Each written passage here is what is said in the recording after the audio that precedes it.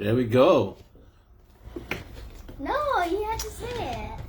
You have to start. Hello, Mob family. Welcome to our next episode of the Mob Coffee Clutch. Our greeter is here. Welcome to Mob TV episode 52. What else? Don't get frozen or anything. What else you want to say? You want I to don't say, know. have a nice weekend. Hey, how are you? No, that's at the end. Okay. That was our official greeter, Z, the young Valkyrie. And welcome to episode 52 of Mob TV.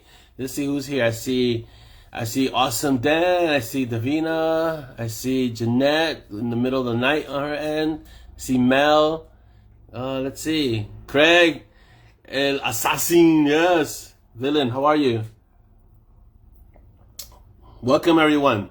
Dolly's here, too, beside us. Say hello, Dolly. Hello, everyone. You're supposed to go, hello, Dolly. Yes, let me put the... I did. That's why I was doing this. I'm gonna just adjust this just a bit. All right. Let's start. Good morning, Sarah. So I'm gonna say good morning because it's morning my time, and you can make it for whatever time zone you're in. All right, let's see where we are. Has it shown up on your side? Because I still don't have it on my end, baby. YouTube Live. Okay, so it's been requested you say hello again for our YouTube audience, please. Okay. So go. Say it. Chris just asked. Hello. Hello, welcome to episode 52 of Mob TV Coffee Clutch. Oh, awesome. Say hello, how you doing? It gets better each time. Gotta do this. Yes, awesome. Okay, she knows what she's doing. Yes, Davina, she does. I hope you're all doing well today. My body is sore because I was fighting waves. It wasn't even like yesterday. It was day before yesterday. Was it? Yesterday? 2 days ago. Wow, feels like it was yesterday. I lost a day somewhere this week. Trust me. And so, yeah, so my body's sore from jumping waves with Z. All right then. Yeah, Jeanette's like, I'm in where's the coffee time zone. All right, so let's do our quick announcements and shout outs. So shout out to everyone on YouTube. Hello, YouTube people, family. Hey, how are you? Welcome for being here with us.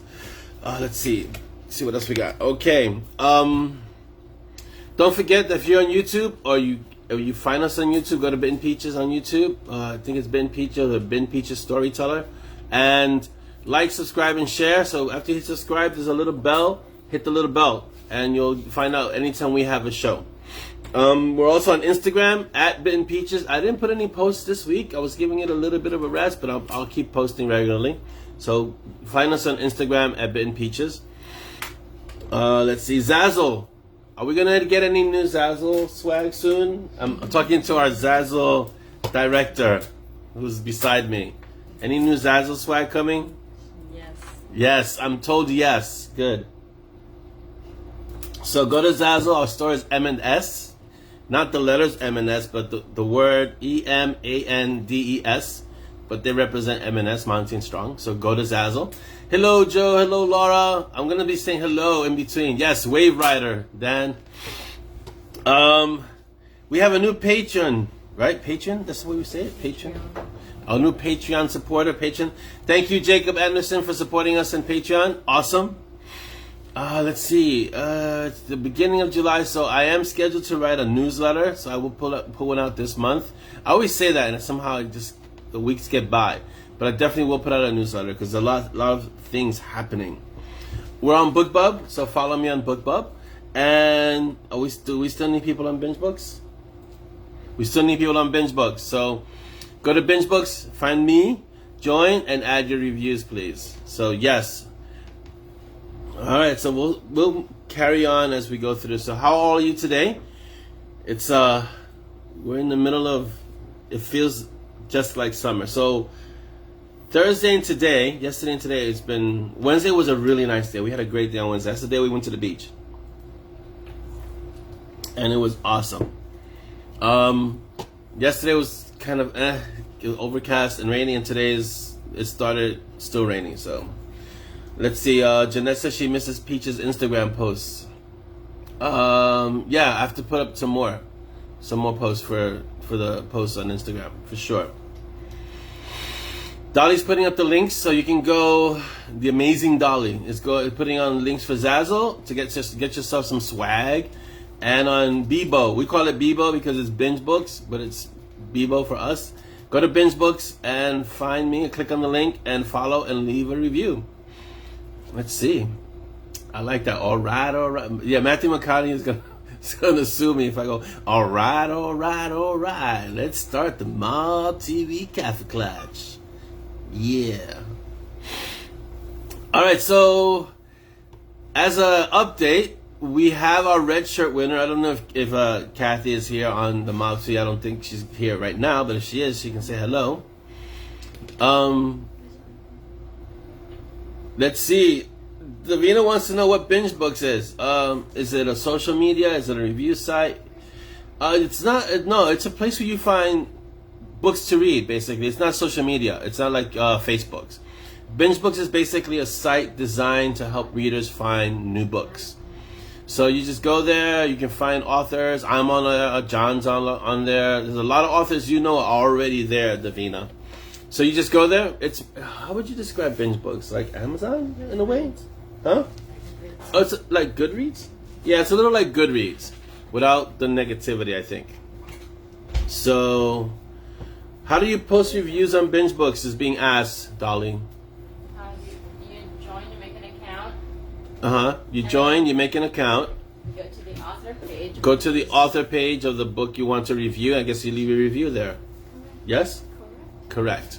I'm told that's correct. So, Davina says, my husband might say we can't afford for me to find more books. Yeah, I know that feeling. It's been years since I've walked into a Barnes & Noble, but every time I walked into a Barnes & Noble, I will always say, I'm going in, I'm just going to get one book. Yeah, one carton of books is more like it. Yeah, you just have to join first, and then that's it. But it's not a social media site in the sense of like Facebook.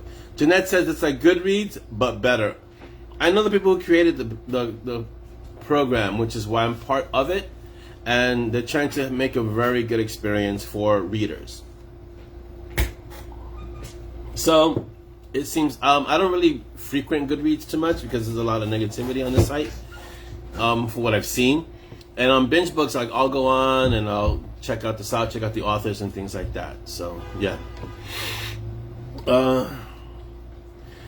Okay, so yeah, Goodreads is a site that's owned by Facebook. Who owns Goodreads? Amazon. Amazon owns Goodreads. Goodreads is a site created kind of for the same purpose, Davina, for readers to find authors or writers. But it had already been created before Amazon picked it up, so there was a lot of baggage. Binge Books has been started from the ground up with the emphasis on connecting readers and authors, but in a positive way.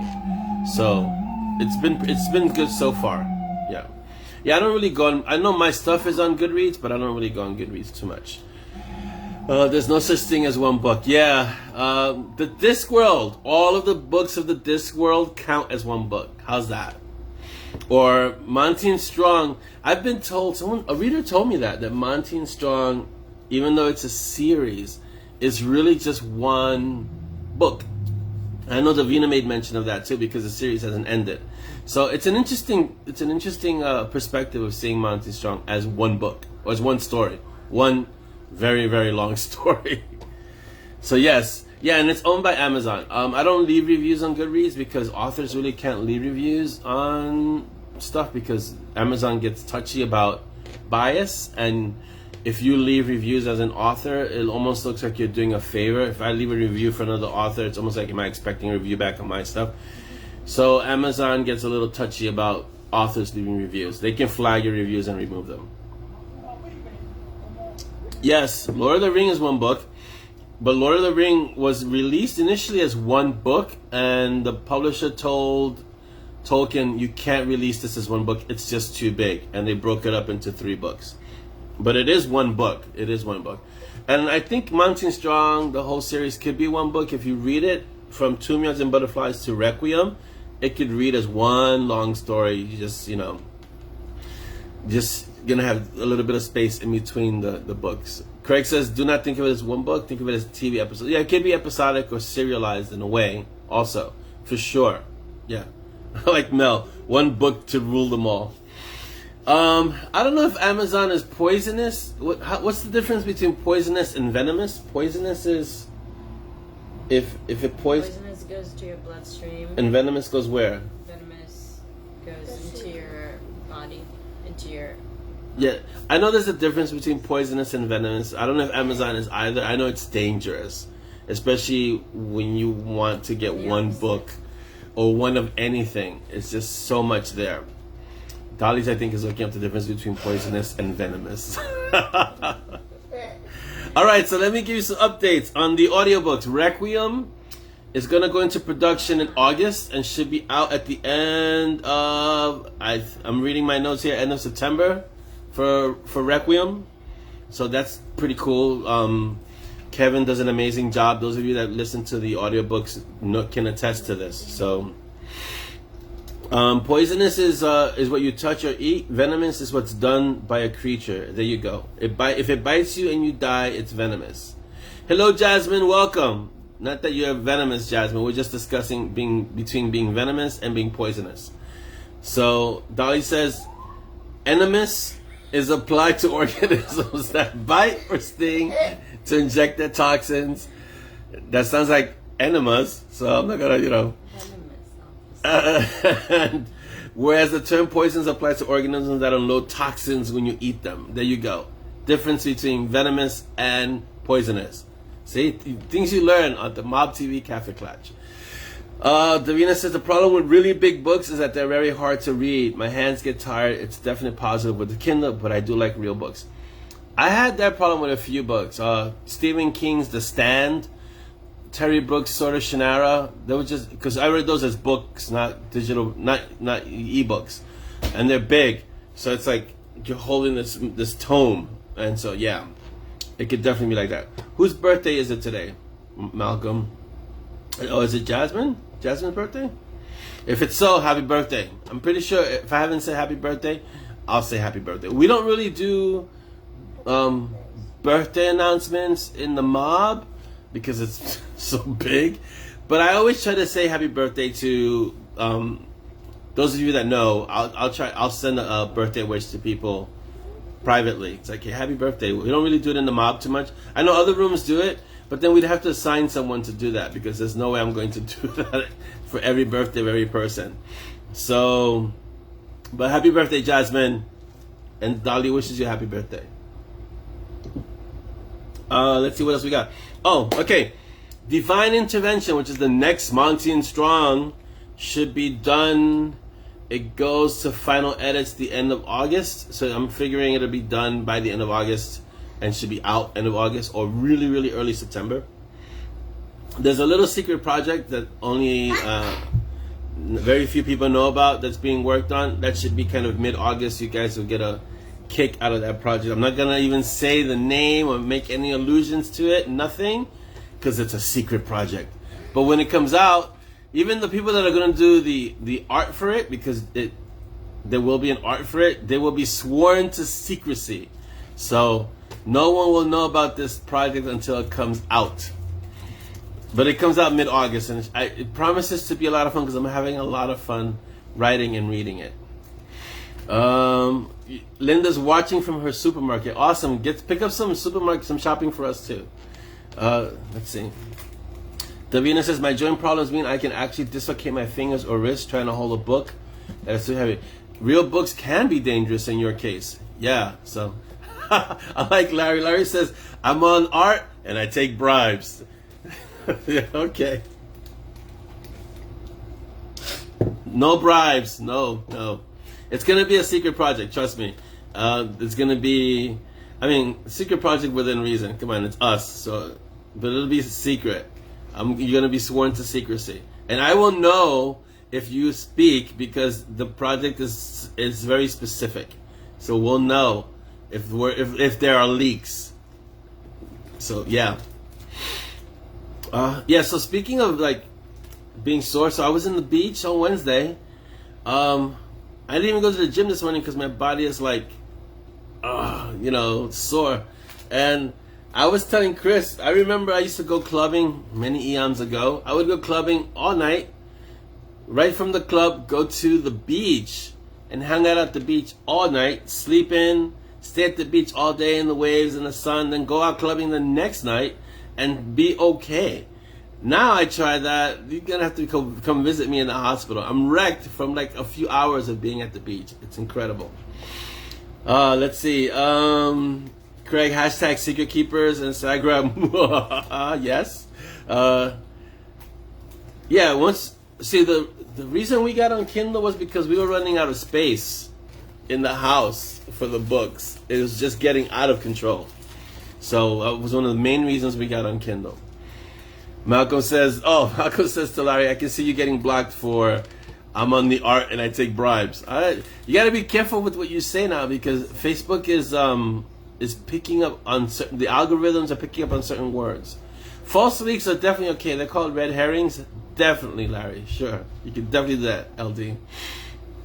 And each art copy has a different code, so we will know. That's right. We're going to make this so no one can share. Let's see. Yeah. I prefer, if I have to pick, I'm gonna pick electronic books, even though I love actual books, only because it's convenient. That's the only reason. But other than that, I like having actual books. But again, for us, it's a space issue. So there you go. Oh, I should make one. See, that's what we should do. We should make different art versions with different endings, and then so if someone leaks an ending, we know who it was. So Laura, yes, M&S in August, end of August, early September for M&S for the next one for Divine Intervention. Good morning, Mary Beth. Welcome. Yeah, new M&S in August, and after that, Sepia at the end of October. So the fifth and final Sepia book will be the end of October. And then I'm not going back into that world. So enjoy that one because I think that's where that whole story ends. Let's see what else. Yeah, the comma code. So to comma or not to comma. I don't know what it is with me and commas. At this point, I think I'm incorrigible. So I extend all my apologies from now until the end of time for all my missing commas, for sure. And yes, you can be a comma chameleon. That was a good one, Janet. Who was the one that did the Rick roll? That was a really good one. I think that was Mary that did a Rick roll with one of the coffee situations. Let's see. Davina says release it with 5 different endings, but tell people there are 6, and everyone goes crazy nuts trying to find the non-existent 6. I'm gonna do that for sure. Nice one, Dolly. Incorrigible. That's a good one. I can barely say it, but okay. An art heist. Oh, jeez. We can do Ocean's 14. Ocean's Book 14. There you go. Oh, we comma in peace. Exactly. If I comma, then Davina's gonna feel out of sorts because, the commas have to be found. So it's like, it has to be that way. And there you go.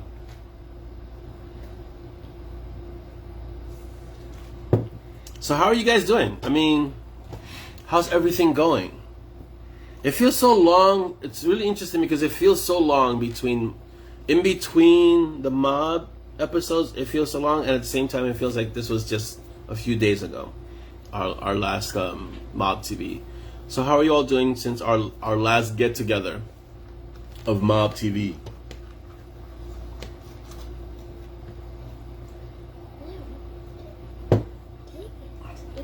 That sounds good. Yeah, barring my my body soreness and my inability to go to the gym, other than that, I'm doing pretty well. I was contemplating.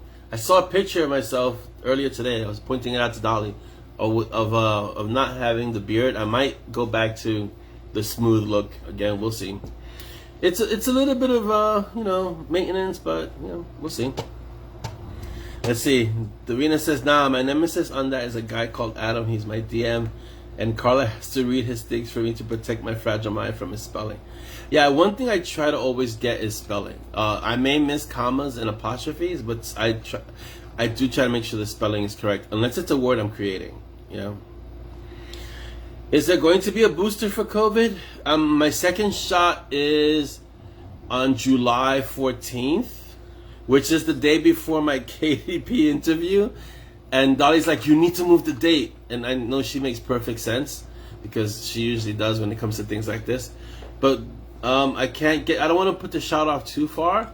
And according to our local CVS, or whatever these places are, there's no other date.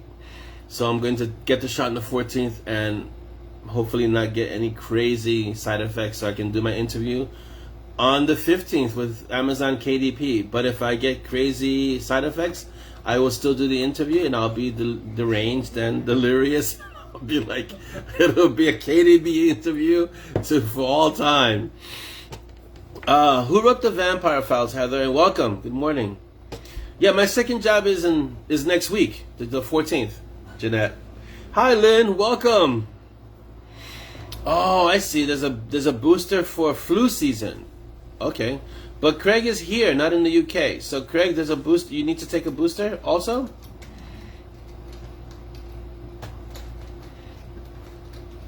I'm wondering if it's... I haven't really done the research on the booster. Oh, P. and Elrod is a very good author. Yes. Yeah, but Davina, you have pre-existing stuff going on, so I could see you getting ill from both jabs. Yeah. Yeah. Trust me when I tell you, I don't usually go in the whole vax or anti-vax. People want to have their own opinion. This is my opinion. Okay. I had COVID March of 2 years ago, right? Because it's at this point it's 2 years. 1.5. 1.5 years, right? Because time flows differently for me. Been hanging out with Sid. Anything that you get as a side effect from the vaccine is better than the actual disease, okay? That's just my opinion. That's my personal experience. You can take it or not, but that's just where I stand. You're free to say that you don't want to take it because for whatever reason. I'm just letting you know personally what I went through for 3 weeks. Fever dreams, and oh my God, it was just... I lost a lot of pounds too. I lost weight. I lost like 30 pounds. I lost a lot of weight. I'll put it like this: after that, and I did a call with John Logsdon. He looked at me and goes, "Whoa, what happened to you?" Because I had lost so much weight. My face was like really drawn. And so, yeah, if you can, this is again my opinion. If you can, get the shot. Because it's better than getting the disease, okay? Let's see what we got. I thought it was over 80s. Oh, well, wouldn't be surprised if they act clinically vulnerable. So that's, yeah. You just have to listen. Again, make an informed choice, really. And I don't recommend that you get the disease. So if you can do something to prevent it, then do so. The Montezuma's Revenge Diet Plan, I don't recommend that, Craig. I don't recommend that on anyone. I don't think you should take that one. So hopefully I don't get any ill effects. For me, one, because I only got I got soreness of the arm from the first one, and I felt like I was coming down with the flu for a few days, but then I recovered pretty quickly. But really, I don't want to get any effects from the second one because I have this Amazon KDP interview the next day, and it's a long interview. It's not like this 15-minute thing. It's an hour. It's an hour long. Maybe the KDP. The KDP interview is an hour long. So there you go. I don't want to be there for an hour, a feverish, drooling mess, not knowing what they're asking me and not knowing how to answer. So that's the primary reason I don't want to have crazy effects from the second jab. So we'll see. I'm taking, what am I on, the Pfizer? I took Pfizer, right? Yeah, I'm on the Pfizer one. I took the Pfizer one. So maybe I didn't get many effects, and I know Dolly's like iron lady, so she got them and it was like nothing happened. So she took the jab, she got the jab and nothing happened. So out of all of us in the tribe, only the youngest Valkyrie isn't, because she's under 12, but everyone else is. I was the last one to get the jabs. Let's see. Yes, Jeanette, we're gonna make the KDP. But see, it's not like we did for binge books where we can all come and invade. This is a one-on-one interview with someone from Amazon KDP, and basically they record it and then they put it up on YouTube. So we're not gonna be able to do what we would usually do, which is the mob just invades. It was so funny on binge books because I started looking at the screen and it's like, everyone is pretty much from the mob here. Okay, so there you go. But that's not going to be possible with the KDP interview. It's more of we're just going to watch it.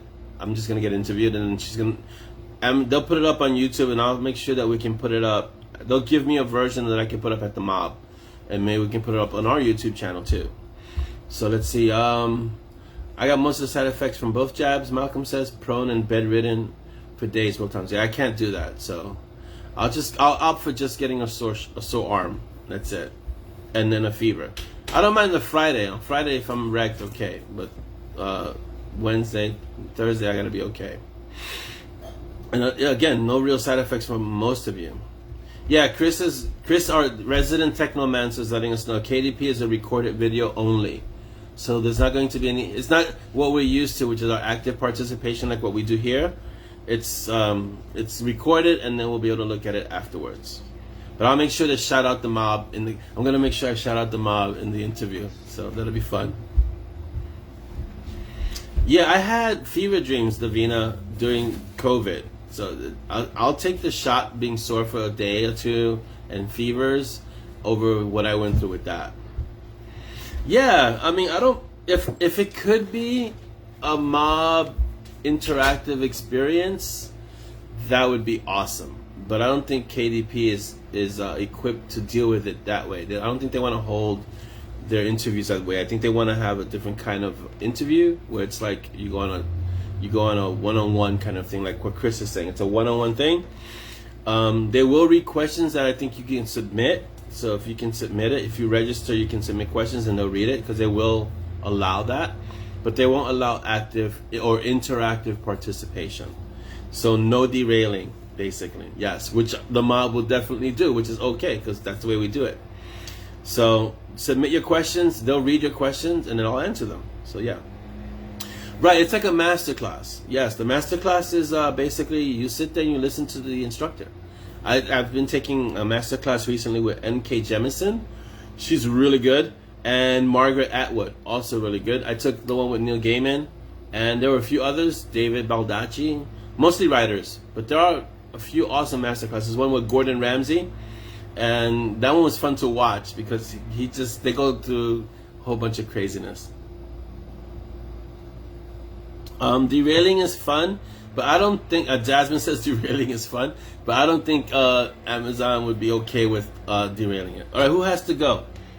Laura has to go. Bye, Laura. Have a great weekend. Thank you for visiting and popping in. Mary Beth asked me if I have listened to any of their interviews. Yes, I listened to the one. Jonathan Yanez did an interview, and he sent it to me. He sent me the link, and I watched, and I listened to it. It's fun, you know. I'm going to try and make it a fun interview. It's long for an interview, so I'm gonna have to kind of try and make sure that it doesn't become like Bueller, like boring. So I want to make it interesting, but it's a good format. Listen, I'll do it. It's fun. I'm used to it with doing the mob TV, so it's a different way of doing this, but I think it'll be fun. Yeah, Jonathan writes really well. He has The Hunters for Hire, which is a new series. Forgotten Mercenary, I believe, is his military sci-fi series that he writes. So pick that up. If you haven't heard, I don't know if I should be sharing this. John is working on a new series also, John Logsdon. You want to pick that up. Nazri Noor. I mean, if I'm going to sit here and mention all the writers, we'll be here for a 2-hour episode of The Mob. We have a lot of authors in The Mob. Kimbra, I believe, is releasing a new series soon too. It hasn't released already. So there are a lot of authors in The Mob that have new books that are coming out. Let's see. Dan is asking a question. And yes, Chris, I agree. It's a great way to learn about an author.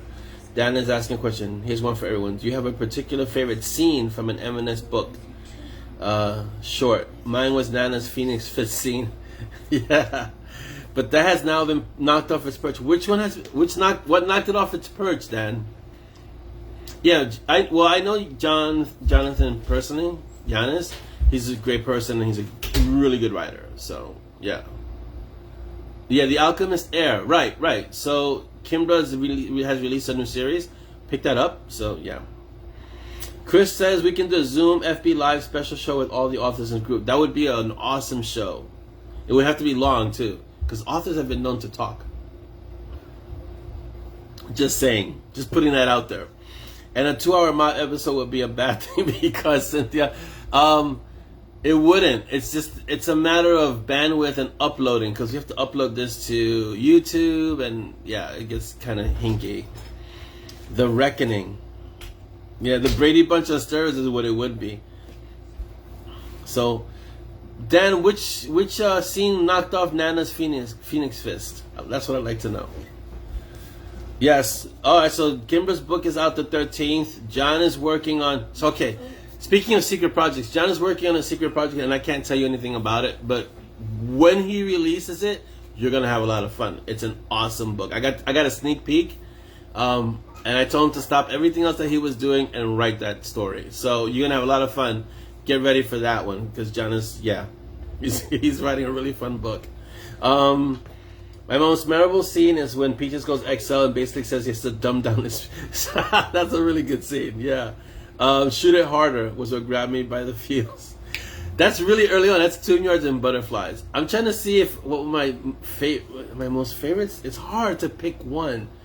I can tell you the scenes that gave me like whoa moments. Like I'm trying to remember where it was.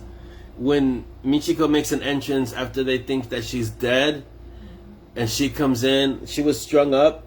I'm trying to remember don't ask me to tell you which book it was in, because it's just so many. When Monty comes back for Simon and Walking the Razor, that Evers is telling him he's all alone, and Evers is telling Simon he's alone, that Monty left him, and Monty you just hear Monty's voice, and it's like, no, he's not alone. Awesome scene. Anything with Dex in it. So like when Dex first appears and he's like half naked, that's like awesome. So pretty much any scene with Dex in it. The interaction between Dex and Nana, that's really good. There's so many scenes that it's like, yeah. But that last, if I'm gonna think about recent ones, in Requiem, when Simon is dealing with Carlos and the way he deals with him, those are really good. Those scenes are really good because Simon is flexing without really having to flex. So that was a lot of fun. But the ever scene when she tells him that he's alone and you just hear Monty's voice, that was like, whoa. That was like a movie scene. So that was a lot of fun. No, it doesn't. You can talk about Requiem because it's been out for a while now, since May. So if you haven't read it by now, you're gonna get something spoiled. What is it? Let's see. After Monty comes face to face with Shadow Company and threatens to unleash his full wrath and tear the plane asunder. Yes, that is an awesome scene because Monty was not joking. I liked when they threaten Roxanne and Monty's like, "I'm gonna have to kill you now." Basically, it's like. Yeah, the Aura scenes are really good too because the Aura character is such a great character, and the way she just smacked him upside the head, like get with it already, you know. So yeah, yeah. When in the who is it? That's Tank Jasmine. when he doesn't check the guest list, the vetted visitor list. Oh yeah, the corridor.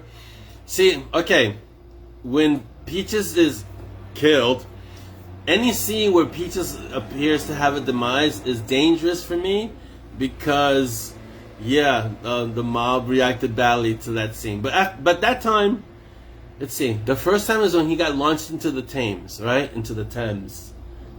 And that looked like he really died. And boy, did I get responses. I got a lot of hate PMs from that. And the second time, people kind of saw, okay, we get it. This isn't really real. This is kind of a thing Simon's going through. But still, don't mess with the dog. Yeah, Monty would raise the earth. You mess with his family. Yeah, those are great scenes. It was good to give Simon a bit of the limelight in terms of that, Darren, where he kind of beats Carlos before calling him old. He called me old. Did he just call me old? So yeah. The parking garage of the Moscow with Iker. Yeah, that was good for sure. Oh no, Davina, that scene hasn't been written yet. That's a scene that you want to see. It's different. That's a different one. Yeah, I can't see. I wish I could use that, Jeanette, that we will wick you if you mess with the dog. But I have a feeling that if Simon makes any kind of reference to John Wick, I might get letters from legal representation of the people who represent John Wick. So yeah. Oh, here's a great scene. The scene when the Moscow is frozen and Bangers and Mash appear, arrive on the scene, and they're telling Simon and Monty, like, okay, you guys don't know what you're doing, step aside, why don't you go across the street, we've got this under control. That whole scene of Bangers and Mash meeting Monty and Strong is awesome. I like that scene. Is fantastic. It's funny, and it's supposedly not funny, but there you go. Yet.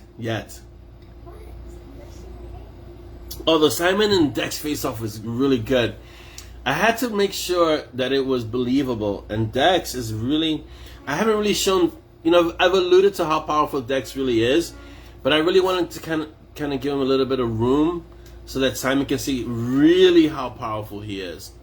And with Nemain and that little scene where Dex is going to try and eliminate Simon, but it's really a test to make sure that he can do what he needs to do. Yeah, that was a good scene. But like I said, any scene where Dex makes an appearance immediately becomes better because Dex is just a great character. Jeanette says we need more Bangers and Mash. I agree. We need more Bangers and Mash for sure. I haven't heard the Audible. You have to start giving me the code so I can start actually hearing these books, because I haven't heard the Audibles of any of the books past the first 15 minutes that Kevin gives me. But there's so many books I have to listen to. Malcolm asks, when does a movie, pop song, etc. enter popular culture instead of copyright? John Wick being mentioned in passing. That's a good question. I don't know. I think while it's still a viable franchise, like John Wick is being worked on in terms of movie 4. So to say something like, oh, you touched the dog, I'm going to have to wick you, that could be dangerous because the movie is still current. So I don't know if there's a statute of limitations in terms of time, Malcolm. But I'd rather err on the side of caution with something like that because Wick is very well known. So it's things like that. And it's not like Sherlock Holmes, which is in the public domain. I could say things about Sherlock Holmes without having to worry about it because it's so old. Wick is not that old. So there you go. Yeah. So Craig says Dex is dating a threefold goddess and he is not a pity date. For sure. Dex is no joke. Dex is really, really powerful.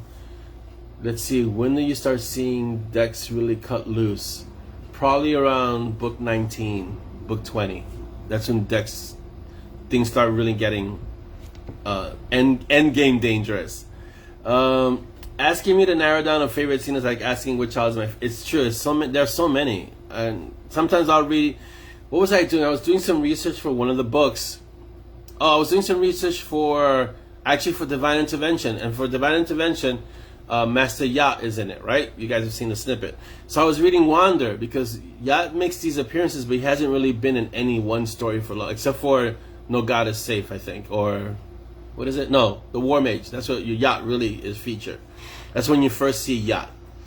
So I'm reading Wander. Next thing I know, I'm like 4 chapters in because the story is so much fun. And this is what happens. I get lost into this, and it's like, you know. Dan says, all we need now is a scene with the man. I've missed a couple of the clash recently, so I'm just checking him in. Yeah, Silk isn't going to appear for much later. I can't really tell you why he's going to appear, but you will see him. Oh, Dolly says Ursula versus the Morn. Yeah, those are all fun scenes. Ursula's a great character. Ursula, and also she makes an appearance in Divine Intervention. She's there in the beginning. And she's probably throughout the book, because there are a lot of things that are going to happen in Divine Intervention that are going to require Ursula. So yeah. Craig says if it's treated as pop culture reference and not fanfic, you should have no problems. Okay, you know what? I'll look it up because I'm sure there's some legal reference to it. Only because I just don't want to run into any kind of legal situation. Like, I make references to Star Wars and Star Trek all the time, and that's not an issue. But Wick might be an issue, so I don't know. Let's see. David Davina says, I added to the Jessica scene, it's Dex's tree, and the Morgan has trapped Jessica's soul in her immunity by, so she can't die, and she's with them for Christmas then. Yeah, Davina, okay. I get the feeling you don't like Jessica. I'm getting this vibe. Really? Are Frank and his human going to be coming up more? Yes, his human has a name. I can't tell you. I can't. I can't spoil that one. But the answer is yes, Nikki. Frank will be coming up more. Frank is going to be making more of an appearance in Nocturne Melody, which is the next Night Warden book, which is slated for later this year or early next year. Jeanette says, so lots of damage in the Divine Intervention. Yeah, there's going to be lots of damage in Divine Intervention. Malcolm, I think Davina only likes Jessica slightly less than Michigo, so that's okay. We need a second string appearance like Ezra Second. Ezra Second is Maury. Oh, Bangers and Mash and the Mage Protective Services. You know what? They get them all together into one story, so that'll be interesting. That would be interesting. What is Dolly saying? Let's see. The dive scene with Gray. Oh, there's so many good scenes of Gray in the dive. Which one? Specifically one. Oh, Simon, Jessica, and the Poor Red Shirt. Oh, yeah, that was a good scene. I always like writing Gray. Gray, I think I was telling Chris the other day, Gray, the reason you haven't seen more Night Warden books come out as much as the Night Warden is only up to book 3, I think, and Monty Strong is up to book 14, is because the headspace for the dive for Gray and his story is a different headspace than Monty Strong. It's a darker place. So yeah, it takes a little more to get into his voice. Let's see. In my head, the scene where Dex, the 10, and Silk finally meet is going to be like an opening scene of Star Wars when I was 10. No pressure. Okay, Dan. Yeah. The 10, and they have their own story, but it just has to be written. That'll be fun. Yeah, I like writing I agree, Larry. I do like writing the red shirts. I do. Because I'm not gonna do a George R.R. Martin and kill the main characters, because I can't, because the main characters would put my life in danger. But 2, someone had made a reference that the Monty and Strong books had too much death, and I was like, huh? But what I explained was that death is part of everything else that happens in these stories, you know, and so. If I'm not going to kill the main characters, but I have to kind of express that there is danger and there is death, I have to express it somehow without it being overly somber, you know? But what Monty and Simon do are dangerous things, and yes, they're risking their lives. Even though Simon is an immortal, he's not an immortal that can't die. He's just an immortal, but immortals can die. We tried to establish that, right? So... But when they told me, yeah, it's so dark, it has so much death, I was like, are you reading the same Monty and Strong I'm writing? Because I don't see them as, like, dark death books, you know? So, but there is death in the book, because it's part of the story. The things, people die, creatures die, it's just part of it, you know? So, yeah, I can't kill the main characters, but other characters are not safe, put it that way, you know? So yeah, definitely.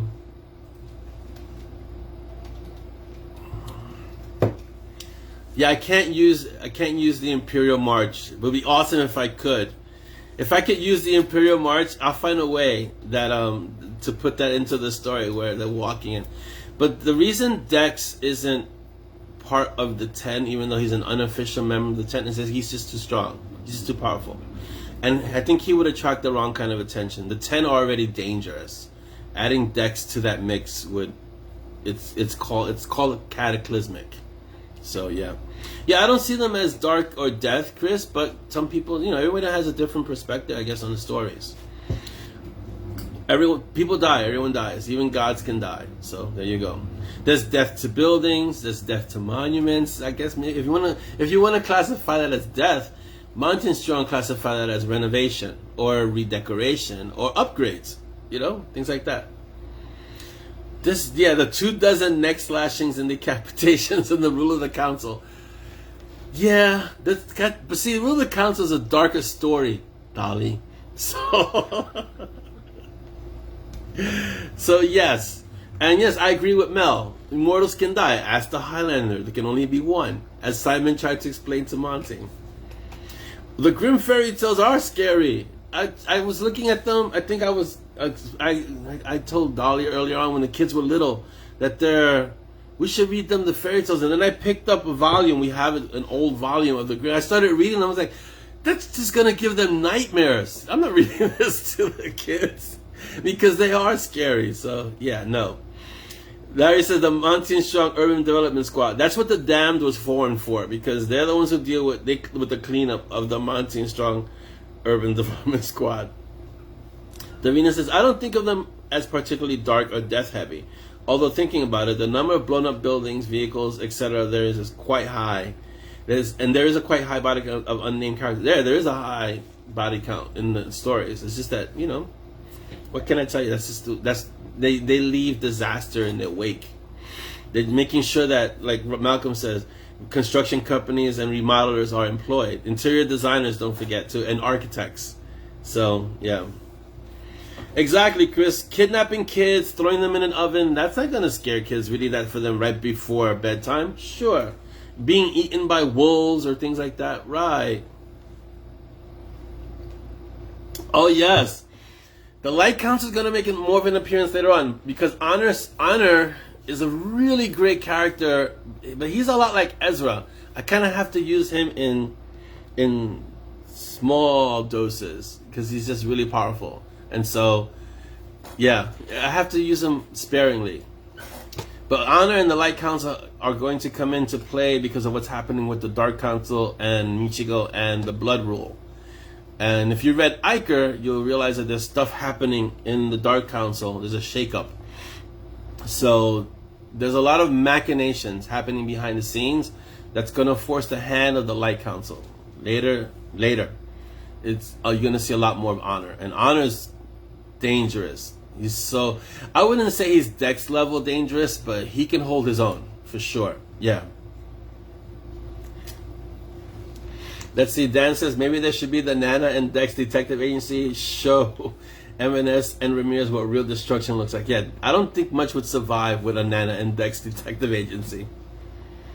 This is true, Elaine. It's a good point. Even Doctor Who has a huge body count, but you just have to, you know, it's a kids show, but they don't make an overt representation of it, but it's big. Yeah.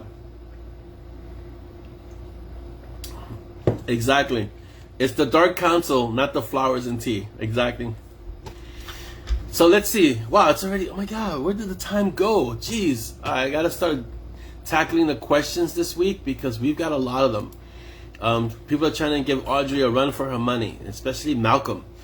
All right, I'm gonna start tackling questions early. So I'm not gonna be able to see the feed because I'm switching to a different window where all your questions are. Oh, and to answer the question of the image on the post, that is the question. A different version of the question. I always put an image of the question on the post. So that is a question. And someone got it right. The DC Justice someone. It's a different kind of the question because the question is usually male. This is a female version of the question. So that's the name of the character. That's why the face is a blank. Okay, we're at 58 minutes. I know it went by so fast. Okay, first question. Malcolm is featured in today's asking a question because Malcolm really writes a lot of questions this week. Malcolm asks, how many hours do you spend pondering the witchness of why? The answer to that is who. There you go.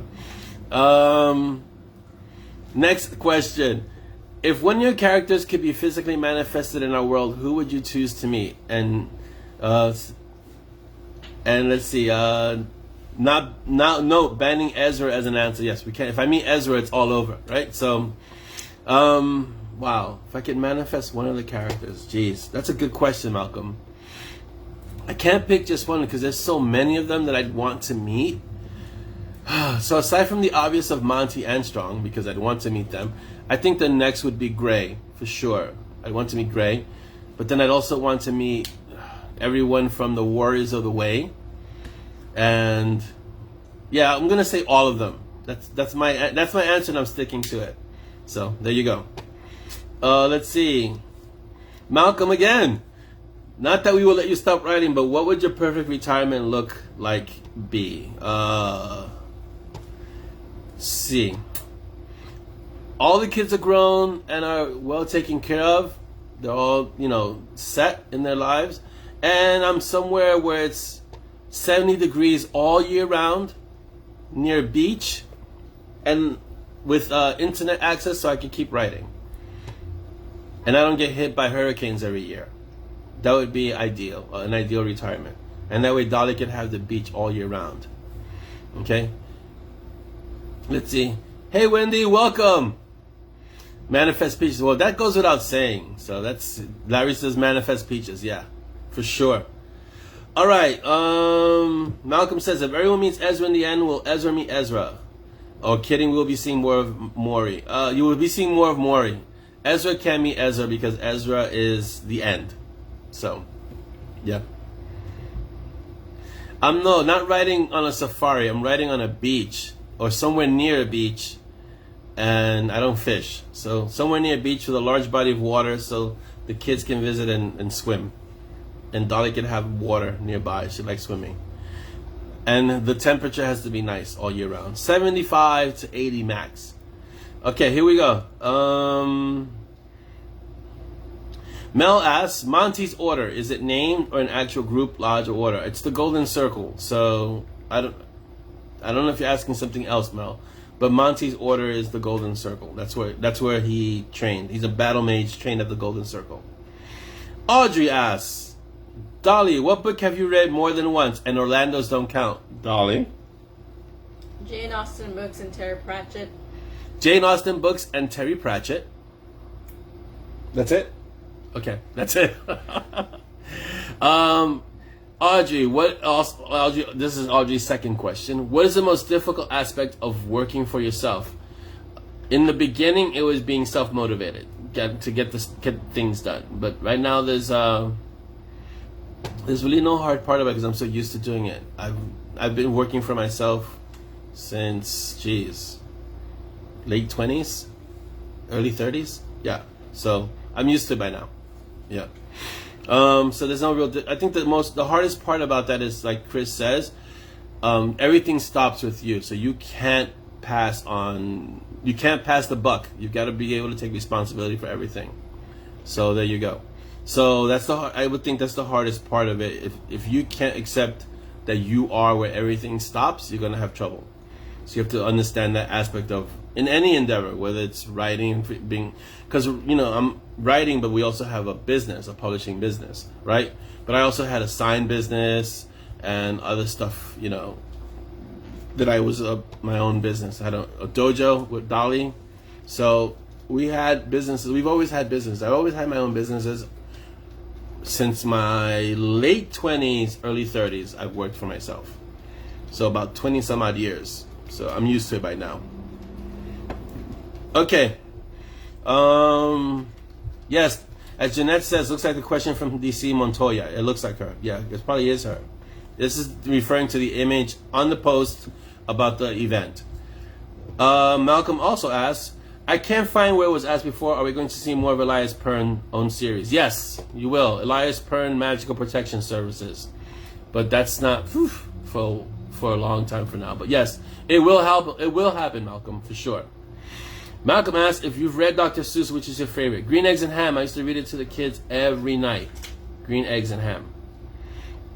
All right, so Mary Beth asks, out of all the characters you have created, do you have a favorite? Who and why? That's like which one I would manifest in real life. Jeez. All right, Larry, take care. You should go get some sleep. Jeez, really. This is, not good for you to be up without sleeping. Go get some sleep. And thank you for being here today. And say hello to Tammy. Out of all the characters I've created, my favorite would have to be... the reader favorite is obviously Peaches. That's one of my favorites because he's the heart of Monty and Strong. But I will also have to say Gray because he's such a dark character.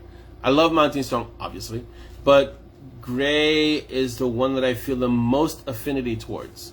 So I would have to say Gray in terms of for that question. So who would be Gray and why? Because he is a darker version of all the characters. And so he has the most contrast between light and dark. Yeah. So that would be the answer to your question, Mary. And I think that's all the questions. I hope I didn't miss anyone's question. So if you have a question, I'm sorry, I did miss one question. Oof. My intro person just pointed it out to me. To the Valkyrie, do you like comics? And if so, who is your favorite character? The Valkyrie is here to answer, please. I do like comics, and every character is my favorite character. That's a lot of characters. Yes. Thank you for that answer. Okay, let's go back to the regular feed. Is the feed frozen? No, it's still here. Okay. So, yeah, in terms of the character, I would have to say Gray because it's hard to explain. People when people read The Night Warden, even though they love Monty and Strong, I get a lot deeper references and messages from the people who read Night Warden because they can relate to Gray more than Monty and Simon for some reason. So when I write Gray, like I said, I'm in a different headspace, and so that's why. But yeah, I would have to say Gray. Jeanette says, will we be seeing the effects of Dragon's Blood on Simon in the near future? Yes, you will. Yeah, Nikki, you should read The Night Warden. There are only two right now. It's Wander and Shadow Strut. And I'm looking at because they're in my bookcase over here. Yeah, but you should read them. The third one will be out sometime early next year, which is Nocturne Melody. So yeah, it's a different kind of story. But it's in the Monty and Strong world. And Gray makes cameos all over the place. So Gray is the kind of character where I won't write the actual book, but he'll pop up everywhere. He was in The Rule of the Council. He was in Walking the Razor that Gray appeared last? I think he was in Walking the Razor. I know he was in a recent Monty and Strong book. So Gray pops up everywhere. So, yeah. But that would be the character that I most closely relate to. Which is weird. You would think Monty or Simon or one of the others, but Gray is really the one that, yeah. I don't know. I couldn't explain all the intricacies of why. Yeah, Gray is like Ezra. I have to use him carefully. Yeah. For sure. Like Ezra, we all know that Ezra's death, so Ezra has to be used sparingly. But Ezra's also a great catalyst, Yeah, the Night Warden explores the choices involved in being dark. And not just the choices involved in being dark, but the choices in the part of being dark where you actively choose to be that way. Because Gray, it wasn't an accident. He did what he did because he felt it was necessary, but he did it with the full knowledge of what he was doing and accepting the consequences of it. Like he was okay knowing that he was going to die because of what he did. And that's what makes him such an interesting character. Exactly. Dark doesn't mean evil. In this case, he did something he felt was right. And so I won't say Gray is an anti-hero so much as he's like a flawed character. And he does fall within the anti-hero heading because, you know, he never really wants to go help people, except that unless they're people from that he feels are that don't have a voice. So Gray, so I've always structured it this way. Gray is the guy who takes care of the people on the street. Right? He's the one that's deep in the trenches. Monty and Simon deal with things at a kind of a higher level, like the city and, you know, a different kind of threat. Their paths intersect often, but not always, you know? And then Gray has no illusions about what it means to be dark. So, like, he knows he's dark, he accepts that he's dark, and he's okay with it. Whereas Monty is still kind of like Davina said, Gray is almost where Monty is potentially headed. But we can't let Monty go that way because there's too much danger in that. So it's an interesting kind of balance, you know? Take care, Larry. And I hope the dogs are okay after the 4th of July. I know there's a lot of explosions over there during the holiday. So, which part was that, Malcolm? The part with Simon and with Gray? Right, yeah, like exactly like Mel says, doing things that could be considered bad or dark, but for the right reason. So Gray wouldn't be a classical villain because he's not, but he definitely gives off the Punisher vibes. Craig, I agree. Yeah, and the Punisher, if you know the mythos of the story of the Punisher, let's say when he comes across Daredevil or any of the other characters, no one really likes the Punisher, but no one can argue with his methods in terms of effectiveness. So it's like, you know, Gray's pretty much there. If I had to equate Gray with a comic book character, it would be closer to like Batman. You know, he has a tragic story. He kind of does things his own way, and he'll do what he needs to do to get it done. You know. So Gray's okay. Gray actually, here's the thing about it. Gray strides both worlds, right? He's basically in the light world because he has associates like Honor and Monty and other people like that, but he's also on the dark side too. He knows the darker aspects of the world that he lives in. So, and he's okay being in both worlds. That's the thing. So, it's fun writing Gray. It's just that it's harder writing Gray. Bye, Audrey. Have a great day. Yes, Davina. And I'm sure Terry Pratchett, so Terry had a great time writing Granny Weatherwax. I love reading her stories. She was a lot of fun. Gray reminds me a lot of the Patrician, too. You know, that kind of character where he does what he needs to do, but he's not exactly nice about anything. Oh, okay. So, yeah. I thought I was getting a signal from this side. It's just my assistant was looking at me like, she was like, awesome. So, yeah, so the Patrician's like that. The Patrician will do things that need to be done, but he's not exactly a nice guy, you know? What makes Gray's story now, well, that was intentional, Mel. But Mel says Gray's name by name and by nature, which is intentional because he is light and dark, right? But what makes Gray now interesting is the fact that Coda is part of his life. Because Gray was fine being alone. Gray was fine being on his own. But now, yes, exactly. I just say I get to say my assistant, but it's really like my partner and sometimes the CEO of everything. So Coda makes him accept his humanity, and that's the hard part because for a long time he was denying that. So there you go. Davina says, light one side, dark the other. They face into the light and step backwards. Exactly. Yeah, it's really what it is. Jeanette says, a sad fact about dealing with humanity, there needs to be that big stick because sometimes the only thing that will work will hurt someone. Yeah, Simon is learning that with Master Yacht sometimes. Sometimes the best way to learn is pain. Unfortunately, that's the way humans work. That's a good name for your kitten, Chris. Grazy. Awesome. Wow, oh man, that's it. We're at the end. It goes by so fast, guys. In the beginning, I'm like, okay, what are we going to talk about? And then at this time, it's like, There's so much more to talk about, you know, and it goes by so quick. We've had technical difficulties. So Well, 10 more minutes. We didn't have technical difficulties. Sure we did. Yeah, thank you, Mary. Yeah, Coda is a great add to Gray because she humanizes Gray and she makes him think about someone other than himself. So he can't wallow in the self-pity of I'm going to die. He's got to take action. And in Nocturne Melody, I'll give you a quick spoiler. Coda gets kidnapped and he's got to take action. So it's going to be interesting because Coda's no pushover. Chris says, wait! Yeah, Craig says there are 2 wolves inside of you, and sorry for the transporter malfunction. Yeah. Yeah, technical difficulties, and we should extend the show. I think when we started the Mob TV, weren't we longer than an hour? We were close to like 2 hours. When we started, we would go almost to 2 hours, but it got really hard to upload it at 2 hours. So that was the spoiler alert for Nocturne Melody. If you missed it, I'm sorry, but I'll say it real quick. Coda gets kidnapped in the 3rd book. And he has to do something, yeah.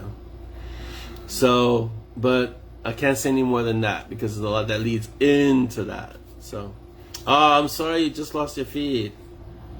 Oh, hello to all the people on YouTube watching. Thank you for being here with us today on Mob TV episode 52. We have our person closing. She's going to be coming here soon to close because we're going to start our weekend and, you know, I hope you guys have a fantastic weekend. If it's raining where you are, stay dry. If it's scorching heat where you are, please stay cool. Now 8, awesome.